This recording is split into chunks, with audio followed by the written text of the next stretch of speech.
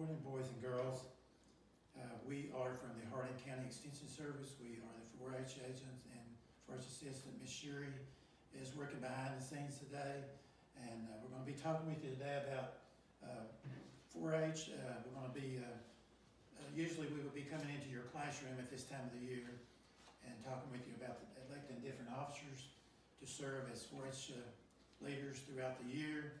And when we come in each month, then they would be doing their part. So today what I'm going to do is talk with you about the 6 different officers that we would be electing when we come into the school. The first officer would be the president. Now the president is the one that calls a meeting to order. They're the ones that keeps the meeting flowing along, and they have an agenda, which is a paper like this right here, that they have with them, and they call each officer up to do their part. So what I'm going to do today, I'm going to go through each one of these officers. I'm going to serve as each officer as we go through it, but I'm telling you what each officer does beforehand, okay? So at this time, I would like to call the pledge leader up, and the pledge leader, when the pledge leader takes over, they will do the pledge to the American flag first, and then the 4-H flag. So if everyone will please stand, if you have caps on, take your caps or hats off, and we're going to put your right hand over your heart. We're going to do the pledge to the American flag, okay? I pledge allegiance to the flag of the United States of America and to the republic for which it stands, one nation, under God, indivisible, with liberty and justice for all. Okay, once we get through doing that, then the pledge leader will do the pledge to the 4-H flag. And we have the pledge on the wall here. I think you all can see it. So if you're at home, or wherever you might be, you can just go along with us and say the pledge as we do it, okay? And as you do, the 4-H stands for head, heart, hands, and health. So we have signs that we go about doing when we're saying these. So when you say head, you put your hand to your head, heart, and hands out front, and health down the side. So ready, salute, pledge. I pledge my head to clear thinking, my heart to greater loyalty, my hands to larger service, and my health to better living for my club, my community, my country, and my world. Okay, the pledge leader turns the meeting back over to the president. Okay, the president, which I'm serving as today, calls the secretary to come up. And the secretary will usually have a book with everyone's name in it, a roll to call everyone's name. So they call their names, and we usually make it a fun thing. When they call their name, they usually answer by giving their favorite ice cream or favorite color or favorite automobile or something of that nature to make it a little more fun, okay? That's one of the jobs of the secretary. The other job of the secretary is to write down some notes, what we're talking about, whatever we might be talking about. And we have a paper that the secretary fills out. It's just minutes of an outline of the minutes, and they just fill in a few blanks, and they have their minutes for the next meeting. So this makes it real easy for them to do, and the secretary should be able to keep up with these booklets and know where they're at, along with the president, so they'll have them the next time we come into the classroom. Okay? So as the secretary, I turn the meeting back over to the president, and now the president will call up the reporter. The reporter is the person who is going to be reporting on things that's going on within the school, within the classroom, or within the club. It might be maybe you're having a club meeting, another club meeting, or you're having a picnic, or you're going on a field trip. It could be a wide variety of things that they want to talk about, but it's things related to school, not bad things, but we want to hear good things from the reporter. And they should always have some things written down so that they can be able to read them off to us.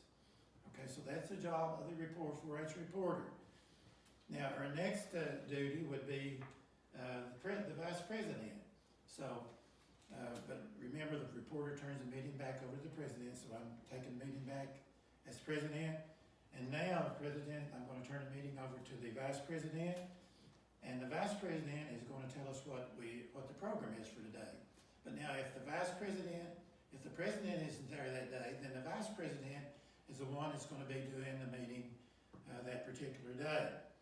But today, as vice president, I'm going to be talking, I'm not as vice president, but I'm going to be talking as the one that's doing the program today. I'm going to be talking with you about three types of rocks, three rock formations, okay? And this, we also call this the rock sandwich, because we're going to be doing a little experiment with you in just a few minutes and show you what we mean by a rock sandwich. You probably never have eaten a rock sandwich. But we're going to explain what a rock sandwich is. But first of all, I want to talk with you a little bit about the different differences in rocks. Now here in Harlan County, we have mainly sedimentary rocks. These rocks are sandstone, shale, limestone, and a conglomerate. And a conglomerate is a mixture of all the different other rocks which I just talked about, sandstone, limestone, and shale. Now the sandstone is, everyone knows probably what sandstone looks like. And you probably haven't seen shale very often, because shale is usually deep within the ground, and it's usually on the top of coal seams. It's just a big long straight rock, and it's usually black, and it's usually on top of coal seams. Rock, and it's usually black, and it's usually on top of coal seams. And then limestone is another sedimentary rock, and if you've ever been up on Pine Mountain, going toward Bledsoe, you probably saw the rock quarries up there. That's what limestone is. That's what the limestone is. It's the rock. It's a rock quarry there, as you see. That is limestone. And then a conglomerate is just a mixture of all the different types of sediments that you may see sometime. Okay. Now the next rock is now remember, the sedimentary rocks is mainly found in Harlan County. They're mainly found on the top of the ground. But then when we start talking about some of these other rocks are deeper within the Earth's crust. The igneous rock is what is the igneous? It's melted rock that comes up out of the ground. Volcano, for instance, is what we mean by igneous rock. It's the rock flows as it flows to the surface. Okay, and we have some of these volcanoes located in Washington State, and there's some in Hawaii. What we're talking about is granite, basalt, and obsidian. Now, if the rock flows to the surface and it cools really slow, it will form as fast. It's really slick looking, and it's either basalt or obsidian. So those are the three types of igneous rocks that we're talking about, the three main types we're talking about today. There's a lot of other igneous rock too, but I'm not going to be talking about any more of those. We do have a geology project book that if you're interested, that you can pick up, or we can bring out to the schools once you get back into the schools, and you can work this booklet. It has a lot of different things in it about rock formations, the different types of rock formations, and it talks about a lot of different things that you would need to know if you're interested in geology. Okay, and then the third type of rock is kind of a mixture of both of these other rocks that we just talked about, igneous and sedimentary, but it's a rock that goes through a change. It's called Metamorphic Rock. Kind of like a caterpillar changing to a butterfly. That's kind of like a metamorphic change. Now these rocks, what happens to these rocks, when you have heat and pressure on the igneous and sedimentary rocks, they will form a metamorphic rock. For instance, the shale will form slate. Okay, if it goes through a heat or pressure. Limestone will form marble, which is a sediment, which is a metamorphic rock, and sandstone will be quartzite, which is a metamorphic rock. So those are the three types of metamorphic rocks that we are talking about today. Now remember, these three types of rocks that we talked about are igneous, metamorphic, and sedimentary. Now the next thing I want to talk about is how rocks are formed. All rocks are formed from minerals, okay? Minerals make up, several minerals make up a different kind of rock. And that's kind of how you tell what kind of rock it might be. Okay? And remember that minerals are the building blocks of rocks. There's over 2,000 varieties of minerals found in the world today. All rocks are made from minerals. They're formed by nature, and they're made of crystals. Okay? Now, minerals have never lived as a plant or an animal. They're inorganic and are pure in form. So how can we tell what some of these rocks are? Well, there's what these minerals are. They're different in color. There's a hardness difference.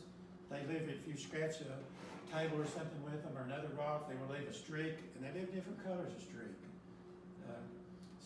also weigh different. They break different. And some of these rocks, if you put some type of acid on them, it will fizz or spew.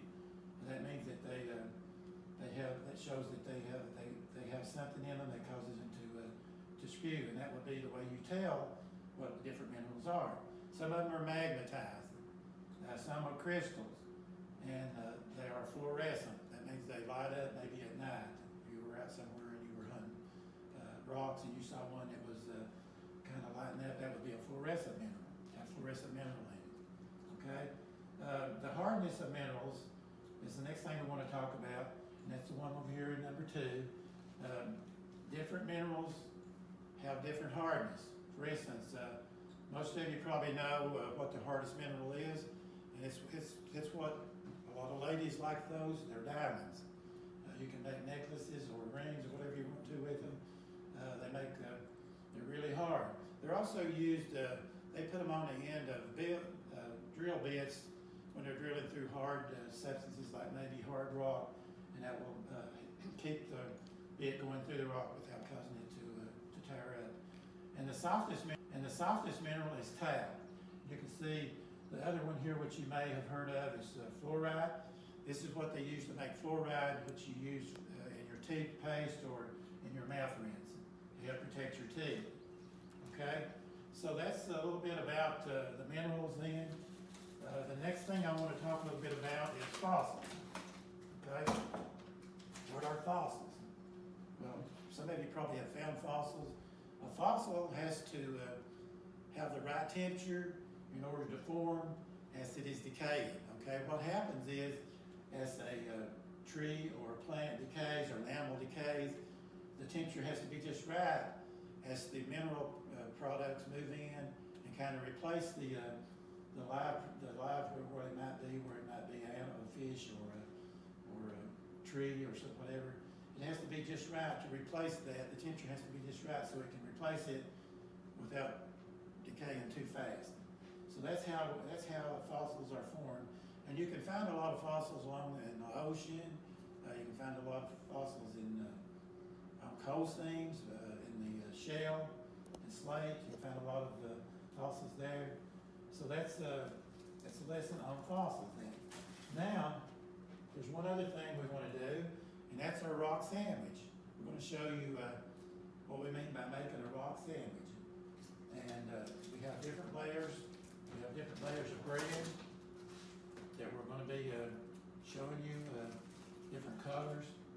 And a rock layers kind of look like this right here. You can see this is the chalk. This will be the conglomerate. This is the shell. This is fossilized limestone, which we've already talked about some of those. And this will be the sandstone. So when I do my rock sandwich here, just a minute, I'm going to show you the different things that we're going to use. We're going to have wheat bread. This is the wheat bread, and it's going to represent our sandstone and particles. So I have it already fixture on the next thing we're going to be putting on it is strawberry preserves. So this is our this is our sandstone. This is our fossilized limestone, and then I have another piece of bread which is going to represent our shell and mud. And this would be this dark bread here, and then our fourth layer is going to be our conglomerate, and you can see this is the crunchy peanut butter. So when I turn this over and put it on this layer here, we have we have our 4 layers of bread and our conglomerates, and have all of this put on. And then our 5th layer will be the white powdery sand. This is the white bread. So you can see, comparing this to our display over here, we have our chalk, we have our conglomerate, we have our shell, and then we have our fossilized limestone, and we have our sandstone last. Okay. Thank you all very much, and hope you enjoy this program for today. And once that you get back into the schools, we'll be coming in hopefully and doing some programs for you.